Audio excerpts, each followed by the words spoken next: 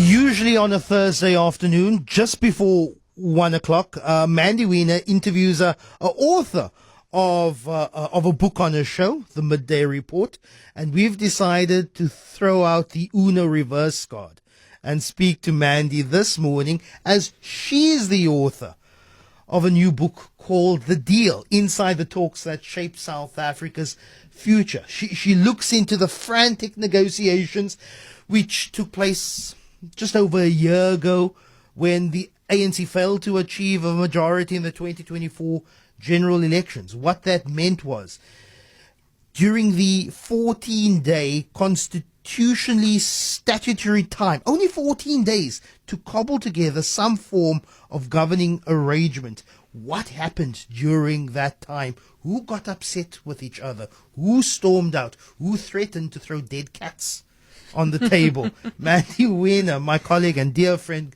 thanks so much and well done. Congratulations. I've absolutely enjoyed The Deal. But why did you want to tell the story about what is an historic moment in South Africa's history? Oh, Lester, firstly, thank you for having me and throwing out the Uno reverse card. I love that. We've come a long way since you took me to Paulsmore. Basically. As young reporters. Yeah, 21 years ago. Yeah. That's crazy. That's when we first met as the kids here. Yeah, we were the kids, and look at us now, hey, all grown up. So why did I want to write this book? Well, so firstly, my insatiable curiosity for what was going on. We were all reporting on the time about the seminal moment in our country's history. The political landscape was changing. For the first time ever, the ANC came in below 50%. And for the first time, we had these negotiations taking place for effectively a transition of power. And it was all happening behind closed doors, behind the political veil. We couldn't be in the rooms. So I wanted to know what was going on, and I thought that South Africans had a right to know. We all have a right to know what goes on. And you have this concept of deals being done in smoky rooms and what actually happens and what's discussed and where does it happen. And that's why I decided, okay, I want to tell the story. Also, growing up, I was always very interested in Alistair Sparks' Tomorrow's Another Country, or Ankie Cross' Country of My Skull, Peter Harris's Birth, Frank Chikane's 8 Days in September, those kinds of books that record history. And I wanted to write one of those. Yeah. No, we live, as they say, South Africa is a movie. South Africa is a series. Yeah. We don't know what's going to happen next. Now, we know that members of the GNU, the 10 parties in this cobbled together coalition branded as a GNU, we know they have to work with each other. But do the leaders of these parties actually like each other? Some of them do. And my favorite parts about sitting with these politicians, and I interviewed 25 politicians, over 100 hours of interviews. I love the personal anecdotes, the personal experiences. Some of them hate each other. And what some of them said about each other, I was like, what? I couldn't, and Nomvula Mokonyane says in the book about how she cannot deal with Helen Zille, as an example. Helen Zille cannot deal with Nomvula Mokonyane, just as an example. But some of them are really human and they really like each other. The relationships between the DA negotiators is creative differences, but long histories and lots of respect for one another, but still lots of fighting with each other. So some of them really like each other. I mean, Siviwe Gwachube spoke about how she really actually gets on very well with President Cyril Ramaphosa. And I thought that was very interesting to look at the interpersonal dynamics, and they're all human at the end of the day. But it's also about, we have to start off, of course, what happens before elections and how we ramp up when we roll to an election and some of the surprises. There are surprises, for example, on how parties react to the growth of, not the growth coming out of nowhere of the MK party. Of course, it's essentially another faction of the ANC. If you were to put together factions of the ANC, Ramaphosa, EFF, and MK party, that's 2/3 of our current dispensation. But how did parties respond to the MK party coming out of nowhere, but all of a sudden being South Africa's third largest party in South Africa? Did the MK party even understand? Did they expect they would be in such a dominant position. So the polling told us what was going to happen, but some people chose to ignore the polling. Some of the parties saw it coming. So Velenkosini Chlabisa from the IFP, for example, Zwanele Nehonso from the PAC all said that they saw it on the ground. They saw it in the structures. They saw it when they were campaigning, how popular MK was and how much support there was. The ANC did not see it coming and was utterly shocked by what happened. The president told me that he ignored the polling and he fully believed the ANC would get around 56%, and that he was shocked. Surprise, and that it was like watching a horror story unfold, and that was because they just did not expect MK to do so well. MK itself, well, I tried to speak to MK, I tried to speak to the spokesperson, I tried to speak to the leadership, I tried to speak to Jacob Zuma. Interestingly, MK blue-ticked the ANC when it came to the negotiations, and I had pretty much the same experience.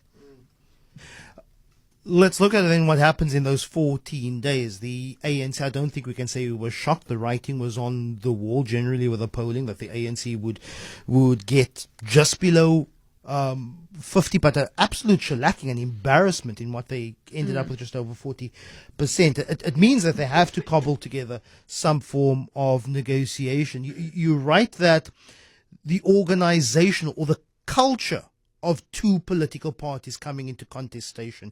There's also issues around gender, patriarchy, how you in traditional African culture respond to each other. So a young leader like Siviwe Kwahubu is now the Minister of Basic Education. She's now sparring with a veteran within the anti-apartheid struggle and a veteran within the ANC and a patriarch himself, Gwedi Mantashe, and the organizational differences and cultures of these two parties then come to a head at that moment. There is a cultural disconnect between the ANC and the DA. They function very differently. And that's what I believe results in a lot of the conflict that we see. So the DA has got a very flat structure where everybody can speak their mind and they have robust debate. Sometimes they fight, sometimes they shout, sometimes they have very, very respectful conversations, but everybody has an opportunity to speak. Whereas the ANC is very orderly. It's very hierarchical. Everything goes through the chair. You think of an ANC NEC meeting, there's 80 people that need to speak and everybody gets 2 minutes. And one of my favorite anecdotes from the book is the ANC team is meeting the DA team at the Enthoven's house on Westcliff Ridge in this glass structure, this magnificent glass structure. It's like you couldn't write the stuff because it writes itself. And on the one side you've got the ANC team, on the other on the other side you've got the DA team, and there's this moment where Siviwe Kwahubu wants to speak, so she speaks, and Gwedi Mantashe in isiXhosa says to her, "You can't speak now," because the chairperson of the DA wanted to speak, and she was like, "That's not how we roll in the DA." So they had this exchange, and everybody that I spoke to told me about this because it was very reflective of the differences between the two organizations. And as Phoebe Porkiter Qobule explained to me, she said, well, the ANC has got a long history of consultation, and everyone gets a chance to... Consensus, we rule by consensus. So, and everything, they would have to pass a note up to speak through the chair. So Gwen Ramakgopa wanted to speak. She had to pass a note up to Gwedi Mantashe asking for permission to speak. And Siviwe was like, no, I just want to say what I want to say. But why is the GNU the way it is? What was it in the ANC as the party with not the majority but the plurality of votes? Why did they decide, let's have the Democratic Alliance, which a coalition between those two parties would have been enough to govern comfortably, but let's open it up to 8 others. Why then add the PAC? Why then add a Freedom Front Plus, who campaigned on the ticket of federalism and sort of Cape Succession Light? Why Gayton McKenzie, who had to leave his cool drink and popcorn in a movie theater when he got a call from Cyril Ramaphosa? That's another great story. I'll share it as well. But so there was so much dissent within the ANC and within the ANC NEC and a straight up ANC DA coalition. And the ANC was very divided. There was a very strong push in some of the NEC meetings against a potential ANC DA coalition. And you have to remember that there is a very strong faction within the ANC that sees a coalition with the DA as a return to apartheid, as getting into bed with the enemy. There is a visceral response to a potential coalition with the DA. They see it as the ultimate betrayal. So I do think that they needed to find a way for this coalition to happen and present it as a government of national unity. I mean, Helen Zille says straight up, it's a coalition, and that the DA is the major party in this coalition. And that is another real disconnect between the ANC and the DA. The ANC insists that it's governing as a GNU, where everybody has a say, and the frustration from the president and from Fikile Mbalula, what they've said to me is that they feel that the DA believes that it is only a coalition between the ANC and the DA, and it's not a broader coalition with other parties. So I do think it's, I call it chasing the sun, the way that the ANC have put together this very idealized, romanticized government of national unity, evoking memories of 1994, when in reality it's a coalition. Yeah. When it comes to the personal relationship with Cyril Ramaphosa and John Steenhuisen, I remember the days reporting within the National Assembly when Cyril was still deputy president. John Steenhuisen was with chief whip of the Democratic Alliance. A sparring, I'm sure you remember. I remember that clip. Shut up, you Steenhuisen. Yes. They kissed and made up. They shared and they swapped cigars. It looked like these guys actually have a fight plick for each other. But what if that 14 days in June last year?